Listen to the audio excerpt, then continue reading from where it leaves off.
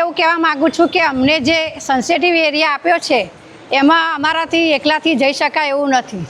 ભાડુઆત બધા ઘણા બધા છે, એમાં નાની નાની ખોલીઓ બનાવીને ઘણા બધા ઘર થાય.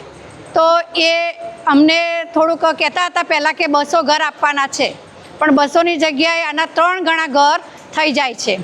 અને બીજું કે મારે સ્કૂલથી મારો એરિયા છે તે 10 કિલોમીટર દૂર છે અને મારા રેસિડન્ટથી આ એરિયા મારો 13-14 કિલોમીટર થાય છે. તો ઘરથી નજીક કાં તો સ્કૂલથી નજીક આપવામાં આવે તો અમે કામ સારી રીતે કરી શકીએ. ચાલુ શાળાએ તો જવાનું નથી, સ્કૂલ પછી આ કામ કરવાનું છે.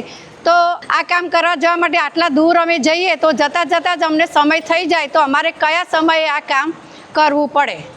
આજ દિન સુધી વસ્તી ગણતરી આજથી ચાલુ થઈ રહી છે, પણ અમારા જે શિક્ષકો છે તેઓને આજ દિન સુધી કોઈપણ પ્રકારની કીટ કે આપવામાં આવી નથી. બધા શિક્ષક બહેનો છે જે પણ, તેઓને મોટા મોટા સ્લમ એરિયા, એમના ઘરથી દૂર એવા એરિયા આપવામાં આવ્યા છે જ્યાં તેઓ શાળા સમય બાદ પણ કામગીરી કરવા જાય તો તેમની સેફટીને ધ્યાનમાં લેવી અઘરી પડી જાય એવું છે. ઘણા BLO શિક્ષકો છે જેઓ રાષ્ટ્રીય કામગીરી એક તો કરી રહ્યા છે, સાથે સાથે આ વસ્તી ગણતરીની પણ રાષ્ટ્રીય કામગીરી કરવામાં આવી રહી છે.